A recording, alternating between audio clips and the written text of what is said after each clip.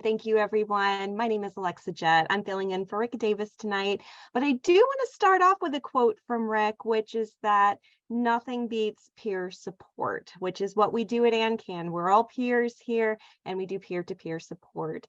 Um, for me, in a lot of ways, the show is coming full circle. You'll hear about some of my connection to the situation that our guest was in, and I am so excited. She is a mother of both humans and a cat. She is a force to be reckoned with. She is more than just a one-woman show. She is a one-woman force. It is my honor and privilege to welcome Suzie Campbell. Thank you so much, Alexa. I'm happy to be here. Thanks, Suzie. I have been so excited to talk to you. At ANCAN, we really lean into difficult topics because we know that it's so much easier if we can just talk about things. And so we will get to some of your history and your bio and art and stuff, but I wanted to ask you a very particular question first. We had a webinar a couple months back about pelvic floor therapy, and one of the therapists, Dr. Tracy Scher, said that you would not be embarrassed to go see a doctor about an elbow injury, a shoulder injury, or anything like that. But so many people are scared to go for something personal, pelvic, any issue with that. And a lot of what you're going to be talking to us tonight, we're just going to talk about it openly, and that's great. So why do you think these topics we don't talk about, even though they're so important? I think in general, women are shamed of a lot of things with our bodies, especially associated with pleasure. Women's pain and pleasure are often dismissed. And so it makes it really hard for us to speak up, even to doctors, even to women doctors, Mhm. about things that matter to us. And so it's, I don't know whose fault it is. It can't be the medical communities alone, it's society in general. But I think it's, for me, that's what it comes down to, is not taking pain seriously for women and not believing that pleasure matters. Yeah, those are both very good points about the pain and pleasure spectrum of pain isn't taken very seriously. And honestly, pleasure and sexual health are quality of life issues that we like to talk about at Yeah. ANCAN. Those things are just as important as your Yeah. blood pressure or anything else. So I'm really glad we're going to dive into this tonight. Part of what I wanted to ask you, could you give us a little bit of a brief background on a little bit of how we got here? And then the follow-up question to that is, have arts always played a role in your life? Yeah, definitely. So I met my ex-husband when I was 19 and then had sexual partners before him, but none in the entire time we were together. And at 30, I found out I had high risk HPV and had my first abnormal pap smear. And I didn't know for a very long time a lot about high risk HPV. And so I've learned a lot since then. And that it can kind of sit dormant and you just don't know you have it for a long time because most people get rid of it pretty easily. And when it just didn't go away and didn't go away, things escalated to where my story will go now. But as for the arts, I think I've always been a writer, but I didn't know it until very recently. I throwing a little information in journals, or I have found so many different like Google Docs where like I started writing something down and I'm like, that's the story. And I just, 5 years ago, Suzie, didn't realize that it's okay to say you want to try something new Yeah. when you are an adult, and that you can be good at it, and that's a good thing. So yeah. That's awesome, and I love that you brought up that point. I think there's a stigma that we have that when you're out of college, the learning ends, the trying new things ends, and that's not what it has to be at all. So would you give us a little bit of background? Because I know you're going to be talking about it in your story tonight, which the title itself, very eye-catching and very attention-grabbing, I would say. Can you talk to us a little bit about, your sexuality and pregnancies before you were diagnosed with the high risk HPV? Yeah, definitely. So, I think I've always been a very sexual person, and that was something that was always very important to me. And my first child, Sydney, she's 8. She was born 8 years ago, and her pregnancy was not easy. But she she came in this world like fierce and ready to go. Like she was just Oh, like, yep, okay. like I am here. And but then after that pregnancy, I had a lot of mood issues as well. So that made it the first few life years of her life really hard. And so then when I got pregnant for the next time, um, it was, I think it was in between those two pregnancies that I found out about the HPV, and I Mhm. had my first abnormal pap smear, and everything was fine with the biopsy in between, and things were good. So I went forward and had two more pregnancies that unfortunately ended in miscarriage. And then it was between my third pregnancy and my fourth, which resulted in my son Marshall. He is 4, that the HPV had actually gone away, and we're like, oh, great. And then when Marshall was, I can totally math. When he was like when he was like 2.5, that's when I had the abnormal pap smear. They're like, actually, this is worse now. So it's not, the HPV is not just back, but the cell changes are not what we have been seeing. So Sure. So how did that affect you as a mother? You know, I feel like when health issues come up, it changes our perspective on things and it can really make us pause and reflect. And how did that impact you in that way? yeah, I think that there was so much going on in my life at that time, um, between the postpartum mood issues and the miscarriages, and a lot of mental health stuff that my doctors were kind of downplaying Yeah. the procedures that I was having, which was good for me. I mean, it was nerve-wracking, it was painful, it Hmm. was not a fun experience. But it was always just kind of like oh, it's no big deal. Like, we'll look at it next time. Or like, I think one of the pap smears was even like right at the beginning of one of my pregnancies. And they're like, no, it's fine. Like we don't need to do the biopsy right now. We can wait until after you give birth. And so I think that was kind of helping me to stay relaxed about it. I'm like, okay, well, if they're telling me it's not a big deal, then I'm going to think it's not a big deal. Um, and so I think that got me through that period. Yeah, it's kind of interesting about there's the stigmatization of women's health issues, and in some way, with the way that the doctors were communicating with you, it's just such a complicated thing, you know? Yeah. Um, it's really just it's just so complicated. That's why I'm glad we're talking about it. Yeah.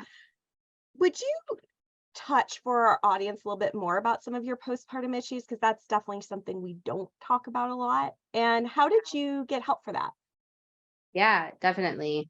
So I found out in high school that I had depression. I was diagnosed Mhm. with clinical depression. It was something that was never a surprise to me.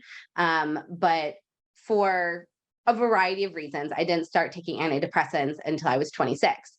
And I'd been in therapy for years, and like, this is great. Like, I'm doing good. Like, everything's wonderful. But turns out things were a little too wonderful, because when Sydney was born, everything was like on top of the world until she was like 3 months old. And then I crashed, because I was taking an SSRI, and it turns out I don't have clinical depression. I have bipolar 2 disorder.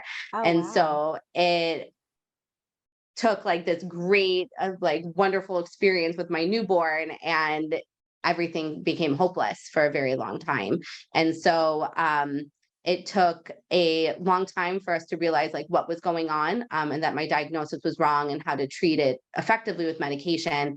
But I ended up also having to do a partial hospitalization program, Mhm. and do an outpatient program in order to take time to get the help I needed, which didn't entirely help, but it was the starting point. And so the best thing that came out of that was my relationship with my psychiatrist now for the last Mhm. 9 years. She truly understands me. She understands where I've been. She knows every medication I've ever tried to take. And being able to have such a positive relationship with a medical professional come out of one of the most terrible times of my life, I think is something that I'm very grateful for my health, for my mental health. Absolutely, because mental health is a part of all of our health just in general. Yeah. So, from what I'm hearing from you and kind of your story, there's been a lot of ups and downs of, oh, well, it's depression. And then you find out that it's bipolar disorder. And then, oh, this pap smear is fine. Don't worry about it. So then you're high risk again, which is what we're actually about to go into right now. And I would like, because we're about to go into your one woman show right here, I'd like for you to kind of set up what we're going to hear and kind of give us a little backstory about it. Yeah. So there was one point in my journey last year. So I in 2022 in January, I left my husband and we had been together for 15 years. And then 3 weeks later, I had the first surgery that we thought was going to be just taking care of the high risk HPV and the pre-cervical cancer that I had, and like that was going to be it. And it wasn't, and as you will find out. But I during that time, I was really worried about what the rest of my life was going to look like, what dating was going to be like. Yeah. I just left this relationship and what was going to happen. And after there had been a complication, I wrote the first part of the story as a rant on Reddit. And I made a post and I'm just like, this all sucks. And I posted it and then I read it to somebody and they're like, you should keep reading that out loud. And I wrote what you're going to hear as I was living it. It truly helped me to heal and give perspective to myself through this whole experience. Well, you have sold me and definitely sold our audience. So, Susie, come on and please share your story with us. Ending my marriage was the best and hardest decision I've ever made. The 15-year relationship was over long before I moved out. So when I started my new life as a single mom, I was itching for connection to something other than my vibrator. But shortly after moving out, I was suddenly faced with 3 back-to-back surgeries on my lady parts. The timing was not ideal, but 5 years of medical drama was coming to an end with a hysterectomy at 35. Abnormal pap smears and cervical biopsies due to high risk HPV that simply wouldn't go away would no longer be my problem.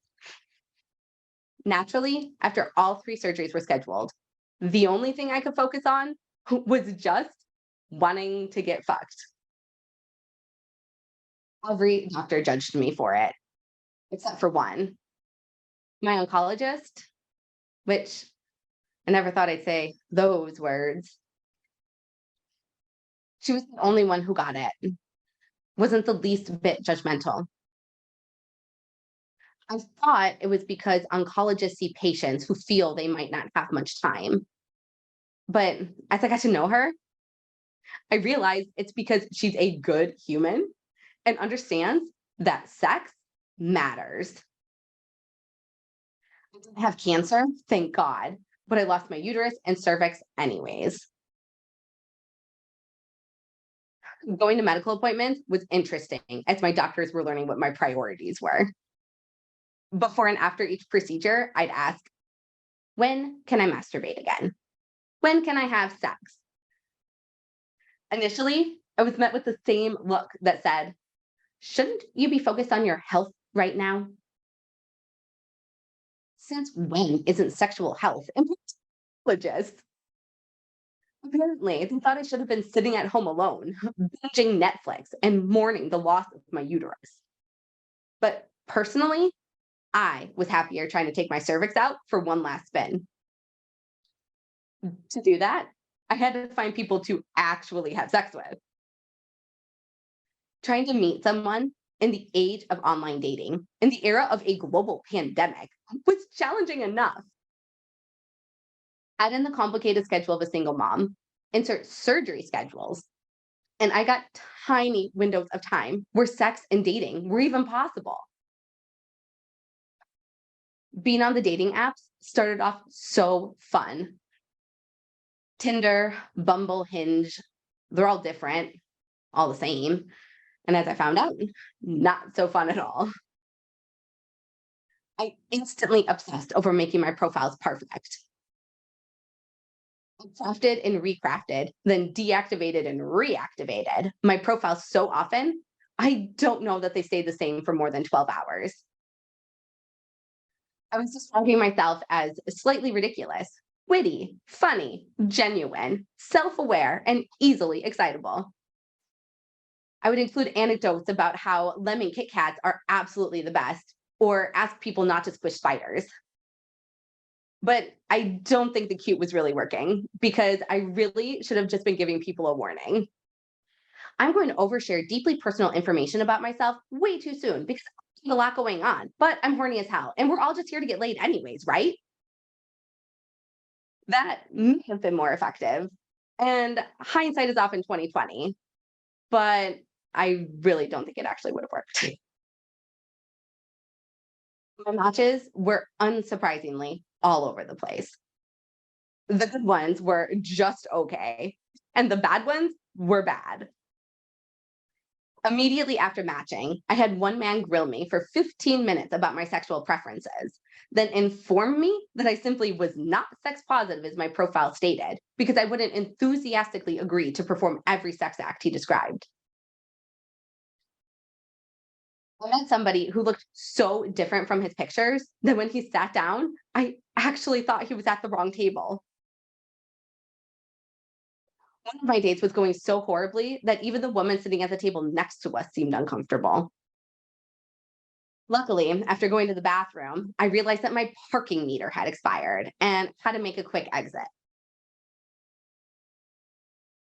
Each failed match, I learned little more about myself, a lot more about dating, but mostly that I desperately needed to get fucked.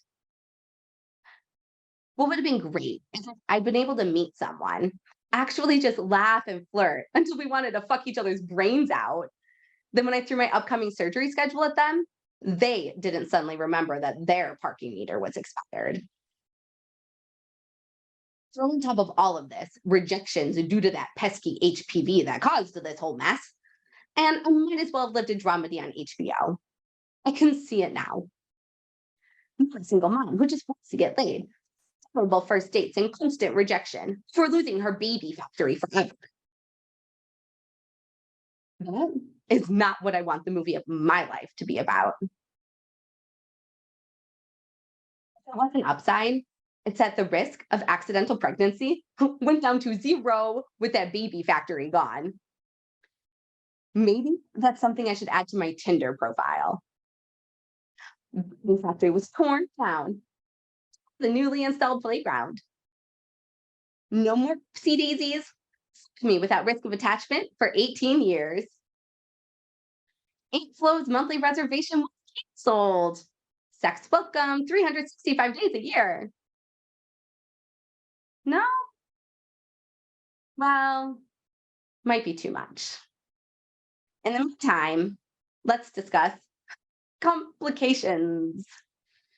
Complications are always a joy. One of many freakouts is brought to you by an infection at the surgery site. So there was this one weekend that I had counted on for a month. I called it the golden weekend because it fell between the last two surgeries after the safe sex window should have opened, was the only kid-free weekend I had before the hysterectomy. It included two much anticipated dates, and I informed multiple medical professionals that I absolutely had to be cleared for it. Yeah, that one was toast. Really too much to ask to have sex one more time before losing major reproductive organs? I didn't think so. Before taking a 2-month break in sexual activity, when the ability to explore just became possible, well, maybe. Was I too fixated on it? Probably. But did it happen? It did. Then before some quarantine for my hysterectomy at 35 years old, I had sex one last time with my uterus and cervix intact. I thought it would feel so satisfying, momentous even, but really felt like just another hookup. At best, some mediocre casual sex. And afterwards, I felt kind of sad. Spent the first 5 months of my single life waiting to see if I had actual cancer. I've been so focused on just wanting to get fucked. I wouldn't admit I was actually scared. Surgery after surgery, recovery after recovery, pathology report after pathology report. And the whole time, I'd been asking myself, is anyone going to want to date me? Am I ever going to get laid? Will how I experience pleasure be different? That felt so important. I never even considered the possibility that having sex wouldn't actually matter. Once the last surgery was over, I saw it so clearly. There were so many people trying to tell me that everything was going to be okay, that I wasn't alone, and there was so much time to date in the future. The sentiments were lost on me because I'd lived my life in short term intervals for so long. I could only see the next hurdle in front of me. Move out, have surgery, wait for results, recover, try to have sex. Have surgery, wait for results, recover, try to have sex. Have surgery, wait for results. What comes next? Now that I'm not constantly recovering from surgery and trying to have sex, what do I do? How do I live life as a single mom? Do I date? Do I enjoy my newfound freedom alone? Is there only one answer? Asking myself if it really had been too much to ask to have sex before the surgery that changed my body forever. Before having sex was replaced yet again by a more intimate relationship with my vibrator. Was such a thing as being too fixated on this? Nobody can answer these questions but me. And I for sure do not have those answers. Well, I have to admit, I do know there is definitely such a thing as being too fixated on this. I also know I want the movie of my life to be about a newly single mom who just wants to get laid, leaps over hurdles, and beats the odds before finding happiness within herself. Searching for happiness starts with accepting that there's a space in my pelvis where my womb used to be. The womb that carried all of my babies, including those I've only held in my heart. A womb that served its purpose, whose memory caused me to bring a hand to my abdomen occasionally without even thinking about it in the weeks following the surgery. It had been 3 years since my last baby lived in that womb. And I was so done having kids. But believing my family is complete and knowing I can never have more children are two very different things. I'm accepting that this twisted adventure wasn't about having sex. It was a distraction from the emotions I wasn't ready to feel. I was a newly single mom going to medical appointments where very scary words were being used. Instead of dwelling on the fear, when I went home to my empty apartment, I looked for connection. I looked for ways to make me forget that I thought I was all alone. The connections I was making helped make it a little bit easier, even if just for an hour. Processing this was not easy. My therapist had her work cut out for her. She helped me work through why, when emailing my oncologist, sex came up more often than test results. But forming attachments to unavailable men is what I focused on for months. Why I thought that losing my uterus would make me undateable and undesirable as a partner. Now I'm moving forward with my life, living a life post fear of developing cancer, a life filled with love, pleasure, and happiness. I'm not rushing love that will hopefully happen for me again someday, but it's not the priority. Life is about rediscovery right now. Pleasure, however, will always be my priority. But happiness, what does that even look like? Right now, I'm happy that getting a divorce felt empowering and not scary. I had people showing up for me when I thought I was all alone.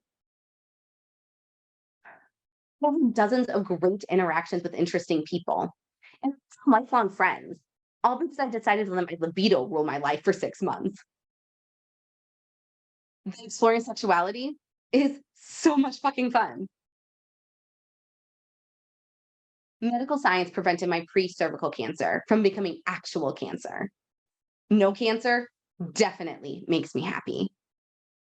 And let's face it, when I'm happy, I can actually focus on the important things in life, like family, good health, connection, and of course, just wanting to get fucked.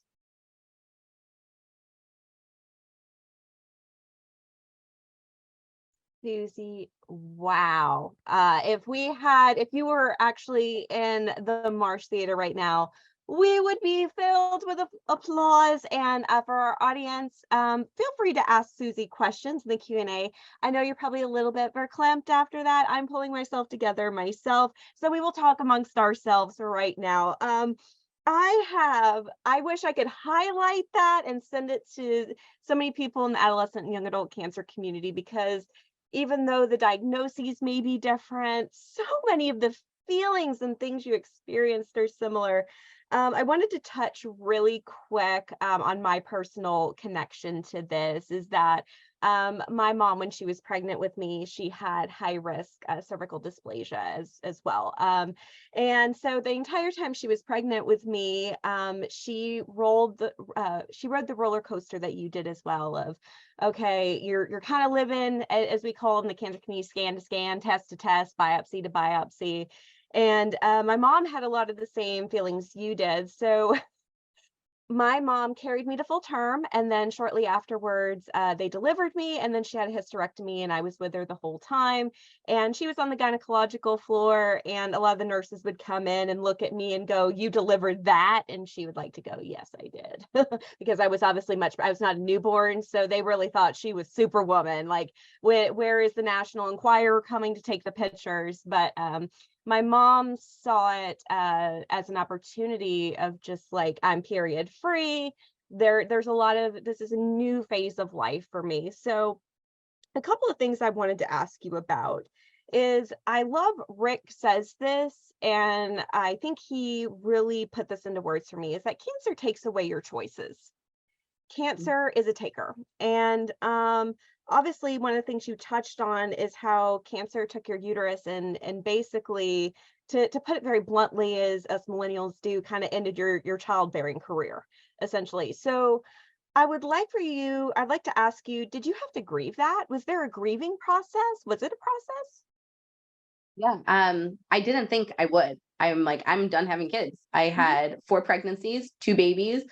All of those pregnancies were very hard, ending in postpartum mood issues and complications. And I don't need to experience that ever again. I'm cool.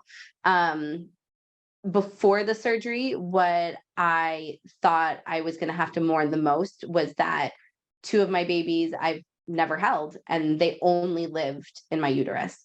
And so I really, really struggled with that in the beginning of like, how do I lose the only place 2 of my children lived? And one of those babies was, I lost the pregnancy very early. It was like we Mhm. barely even knew we were pregnant, and then it was gone. But the second I carried to 9 weeks, and we found out she was a girl, and I named her. And so like that was Lily's house, the only place Lily ever lived. So I struggled with that a lot before the surgery. Um, when the surgery finally came, I don't think it passed through my head as much as I thought it was going to. And so I'm like, oh, okay, I'm cool. But then my older sister, was pregnant when I was going through this. And it was like 3 weeks, 4 weeks after the surgery, we had a baby shower for her that I planned with my other older sister. And at the baby shower, that was when it hit me.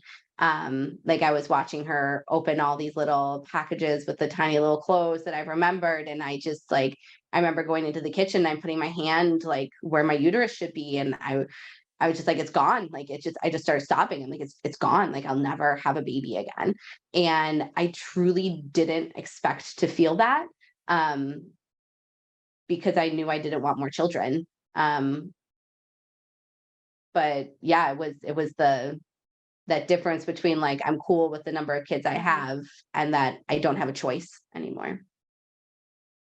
Do you think that it was helpful for you? And I'm asking this question for the audience and for people who maybe aren't ready to talk about or as open as you are. Did you find that that grieving process was helpful to allow yourself to feel that those feelings and those emotions? Yeah, um I think it was necessary. Um, if I didn't, I think I'd be stuck. And now I'm okay with it. I think now it more like just gives me the heebie-jeebies that there are like parts of my body that don't exist anymore. I'm like, is there just like an empty spot in my abdomen? Like I know that's not actually how internal organs work, but like not thinking about the fact that like my baby factory essentially, like my womb is gone. Like it's that my uterus is gone, not my I don't think of it as my womb anymore because Mhm. I did mourn it. I did heal from it and I came to terms with it and was okay. Thank you. Thank you for sharing that. I think that that's really important when you have cancer, even if it doesn't make sense or if you are done with having children or whatever situation that it is comparable in your experience. It's so important to feel the things you feel and mourn them, and they may be different than what you expect. The next thing I want to touch on is it's something that we talk about with young people in cancer, and it's disclosure. I was very fortunate that my fiance Brian is also a cancer survivor and we met at a cancer event. So it wasn't like I just decided to come. I mean, he kind of knew like she had cancer. So I didn't ever have to have that conversation with him. But disclosure is something we talk about a lot in the young adult cancer Yeah. community. What has disclosure been like for you? Have you had any strange stories or any time people have reacted funny or anything like that? What has your experience been like? Yeah. I think I'm an overly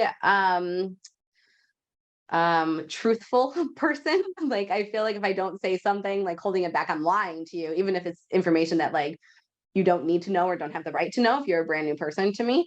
Um, and I really struggled in the beginning with do I not disclose the Hmm. HPV to new partners?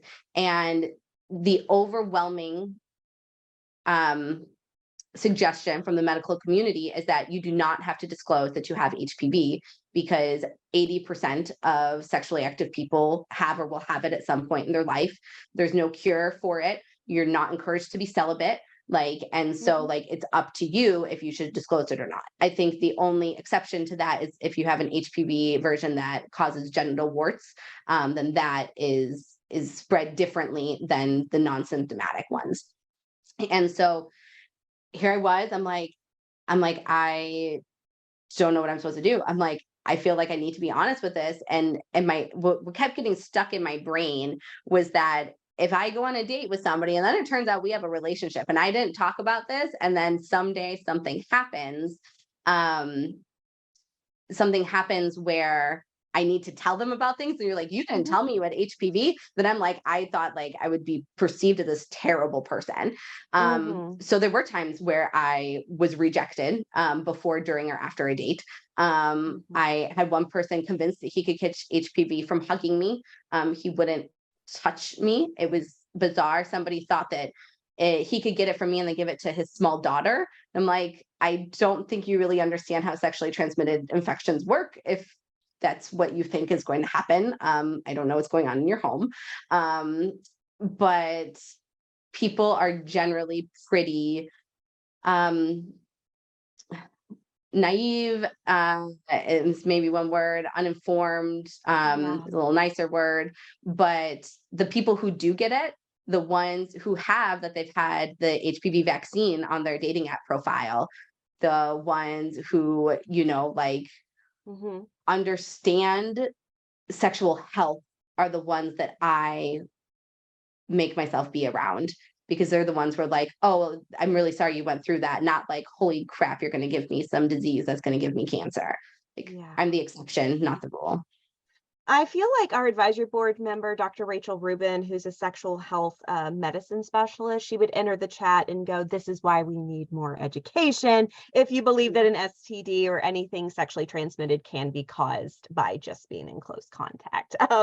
One of the questions that I personally have that I wanted to ask is, I've always known this about my mom. I grew up hearing kind of my chaotic birth story, some of the stuff that had happened. And also, I, like a lot of children, would ask my mom, "Am I getting another sibling?" And mom would have Mhm. to always explain to me, I can't have children anymore. You're my last one. What she could have said is I stopped at the peak, but she didn't. She just was very logical with me about it. So I'm curious, just for myself, have Yeah. you had to navigate that yet, of asking about, am I having another sibling, or having that conversation with your children? Yeah. So they were 3 and 7 when I had the surgery. And so like old enough to like kind of understand like that babies lived, in my Mhm. tummy and like whatever else happened from it. And so, we talked about the surgery in broad strokes at first, but then like as things got closer, I explained that like I wouldn't be able to have babies anymore. And so it has come up like, oh, I want a little sister. And the nice thing about your kids living in 2 houses and having an amicable divorce is I just be like, oh, well, you're gonna have to talk to your dad about that. And There you go. You've got so a very yep, good, very good. yes. So That's luckily actually, we are in a place where we can joke about things like oh, that. that is just, that's fantastic for the Yeah. kids, and that you've got a great one-liner there, which we have a question, and I think that this kind of leads into that, is, do we have another story in the works? Because Mm. our questionnaire person wanted to know, have you used your written skills in the grieving process? And is there another one of your works in the works? Yeah. So I started after writing this last year. I started doing storytelling events across the city of Chicago, and so I have multiple stories that I do on different parts of my life last year and in the past. So I have a story I'm going to be performing in a couple weeks at a bar in Chicago called Mrs. Murphy's and Sons, in a show called Story Lab that I call Post Polar. So it's about my journey through postpartum depression and being diagnosed with bipolar. And so that is definitely covers a lot of like the heavy Mhm. emotional parts of my first and subsequent pregnancies and the fear I experienced with that as well. And so I really pride myself in talking about issues related to like reproductive health that we don't talk about in Yeah. public and that we don't say. Um and I'm completely comfortable sharing tragic stories about my life on big public events. And so like I feel like it's a responsibility for me to be able to share my experience and to tell people you're not alone. So there are other stories I perform as well. One of the best things that came out of last year in this quest to whatever happened was meeting my best friend on Tinder. So we had 3 dates and realized we didn't really have a romantic connection. And then he became my best friend. And I don't know how I would live without him. And I wouldn't write without him. He's my editor and like he like goes through everything with me. And so being able to share stuff like that too, non-traditional like fun dating stories is something I enjoy as well. But I would really love to be able to write a one woman show or a memoir or something to talk about women's health issues that just don't get talked about. Yeah, now that you mention it, maybe if we need someone at ANCAN, we can look on Tinder too. Maybe, it's an option. It is an option. I love because the whole reason why we do what we do at ANCAN is so people realize they're not alone. I love to tell people my favorite thing about ANCAN is when someone comes to one of our groups and they say something and another person goes, wait a minute, I thought I was the only person who had that. And they realize that they were not alone. So I think Yeah. what you do is so important. And that leads me into my next question. So why is all of this, since you're planning on talking about it more, why is this so important, period? Why is this so Mhm. important to you? Yeah. I think, for a very long time, my life was kind of in a fog and didn't have purpose. And I felt overwhelmed about everything that I experienced. And I didn't have an outlet for it. I didn't Mhm. have a space for me to process in a way that felt good and that it actually let me move on. And through not just writing, but writing and sharing it, I'm I'm like giving myself space to say like what I experienced actually happened, that it's valid and that there's nothing wrong with me because of it. Mhm. And being able to tell other people about that is I think that piece of this um that means that's why I do storytelling and not writing. It needs to be something that I actually tell people. Like having someone sit Right. down and read my words feels very different than listening to me say them to you. Yeah, and I think I saw a documentary one time about a young woman. She ultimately died of breast cancer, and it chronicled her experience. And the one quote that has always stuck with me that she said is, "The most important gift you can give the world is your story." And I truly believe, because at least in my culture, storytelling is very important. And I the way when I heard you describing how important it's very different when I'm hearing the pain and the joy and the humor and stuff when I'm hearing it directly from you, which is why I think storytelling is important and why this whole platform is really important that we use storytelling to talk about these things. One thing I'd like to ask you is, how would you recommend somebody else? They've gone through a health condition, any type of thing that maybe we deal with at ANCAN, or just mental health issues or anything like that. How can you start putting pen to paper and writing your story? What advice would you give them? Yeah. I think for that, I mean, this first one was just a rant. Like I got home from my doctor's appointment where I found out I had that infection. And Hmm. before that like golden weekend, I'm like, well, shit, like this was my one chance to have sex and it's not gonna happen anymore. And I was just so mad.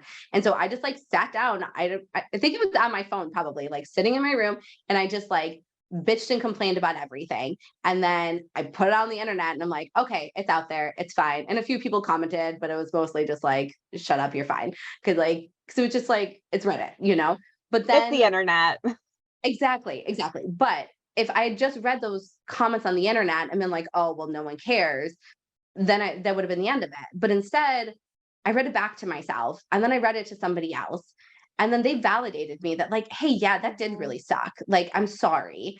And and then I just kept going back to it. And so I part of my writing process is something that I've heard that nobody does or even wants to consider do, because nobody likes the sound of their voice except for apparently me. Like I'm like the only person in the world. But so like I will record myself reading something so that I hear it while I'm Mhm. reading it. And so like hearing my voice being like, yes, this was something that happened to you, I think was one of the most important parts of it for me personally. So I think if you're wanting to write to heal, finding that part that feels best for you, like how is it going to be like to put it out there somewhere public? Is it going to be to write it down? Is it to be to go somewhere? I do a lot of my writing at the beach near my house, and or like walking down the street or like whatever. Like it comes in really weird places. So just kind of embracing how it feels good and don't worry about how it's supposed to be. There is no supposed to in writing. it's what works for you and what feels good. And the product that you put out is supposed to be like what you do. I don't have any background as a writer. Like I was a sociologist and women's studies major in college, like, a million years ago. And so like, I've got some like critical thinking skills and some like vague APA somewhere in the back of my brain, but I just write in a way that like feels good and genuine for me. So it's not like I have a degree in, English literature or something. I just started writing one day.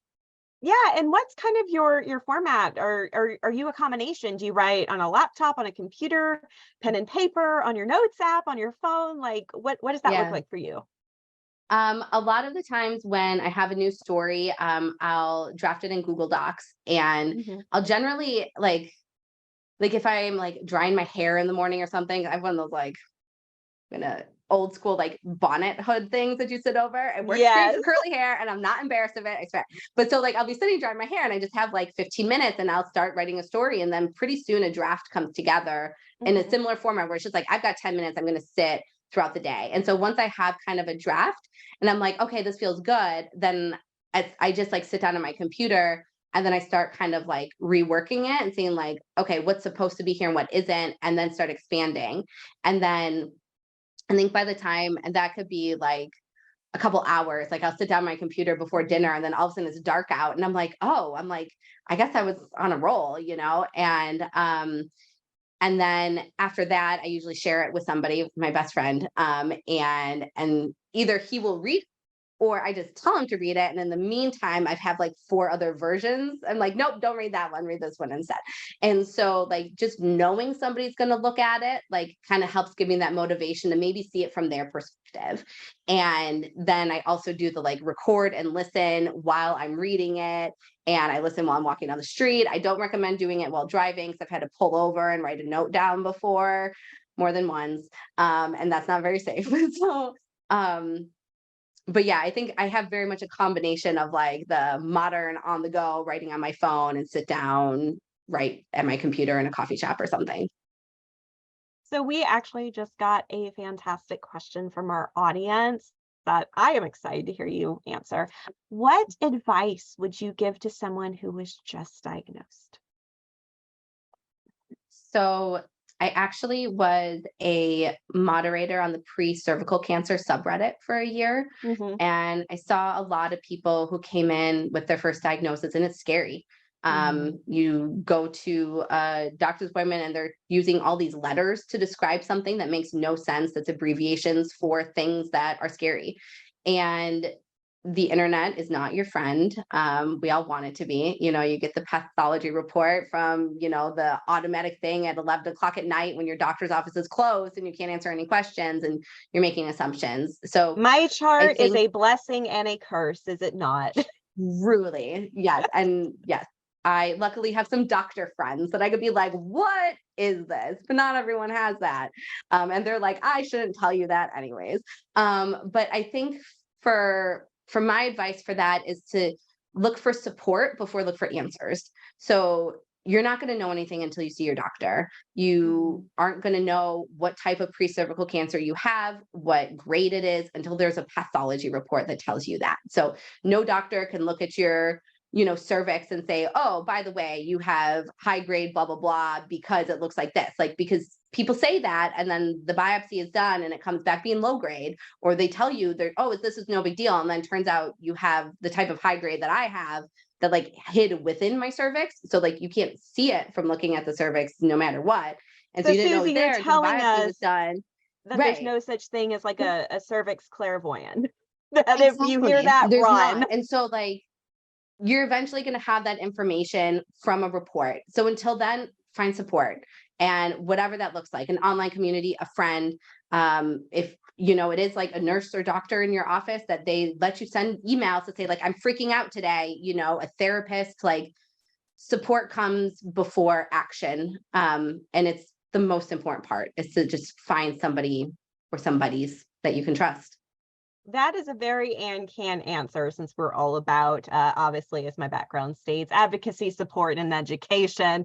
So I want to swing back a little bit. You had a wonderful playlist before we got started, because we ask all of our people, hey, you want a Spotify playlist, and play the music. And it really kind of sets the mood. I love how different everyone's takes are and stuff. And a lot of the songs, since we're kind of in the same age group, I recognize. I'm like, yeah, that's my girl.